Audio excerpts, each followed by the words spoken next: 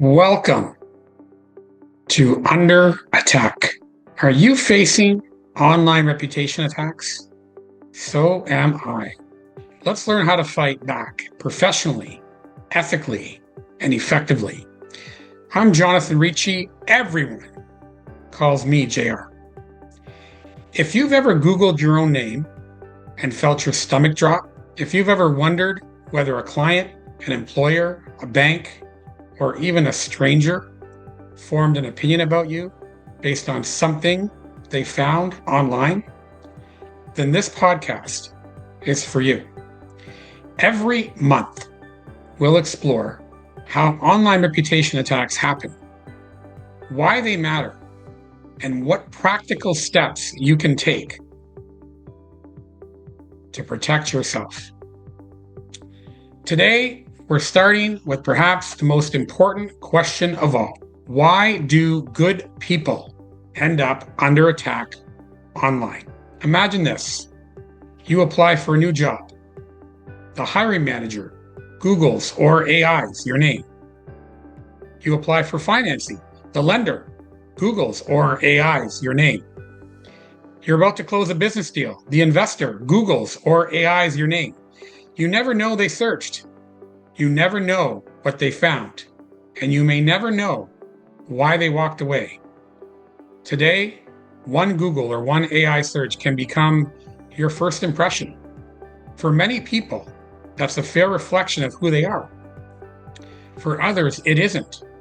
One outdated article, one misleading review, one anonymous accusation, one blog post, one social media campaign, one court filing without its eventual outcome. Sometimes that's enough to shape someone else's opinion before you've ever had the opportunity to tell your side of the story. Here's something important. Being the subject of an online reputation attack does not automatically mean the information is false. Sometimes it's true. Sometimes it's partly true. Sometimes it's old. Sometimes it's incomplete. Sometimes it's presented without context. Sometimes it's simply wrong. The real problem is that the internet often removes nuance. Life is complicated. Search results rarely are. One headline can overshadow years of honest work. One accusation can appear long before any correction. One negative review can be read thousands of times. The internet rewards attention. Unfortunately, controversy attracts attention. The more emotional a story is, the more people click, the more people share, the longer it lives. So why do good people become targets? Sometimes it's business competition. Sometimes it's a disgruntled customer. Sometimes it's a former employee or former partner or former joint venture. Sometimes it's a family dispute. Sometimes it's politics. Sometimes it's jealousy.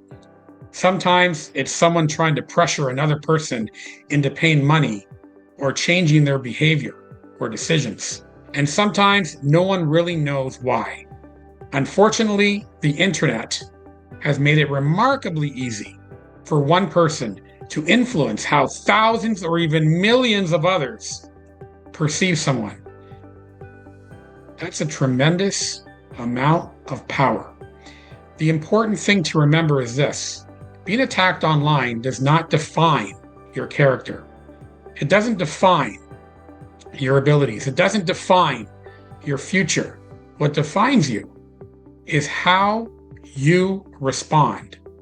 Do you respond emotionally or strategically? Do you escalate or document? Do you spend your energy arguing with strangers or building credibility that lasts for years? One of the biggest mistakes people make is believing they need to win every online argument. You don't.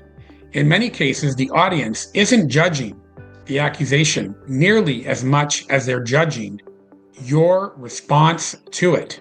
Professionalism, consistency, transparency, evidence, patience, those qualities build trust over time. That's one of the central ideas behind this podcast. We're not here to encourage revenge. We're not here to encourage harassment. We're not here to attack anyone. We're here to understand how digital reputations work and to explore ethical, practical, and effective ways to protect and rebuild them. Because whether you're an entrepreneur, a professional, an employee, a student, or someone simply trying to live your life, your reputation matters. And in today's world, your digital reputation often arrives before you do. Let's talk about defense strategies. At the end of every episode, I'd like to leave you with 3 practical steps you can take immediately. Defense strategy number 1, Google or AI your own name. Use different browsers. Use different AIs. Try private browsing.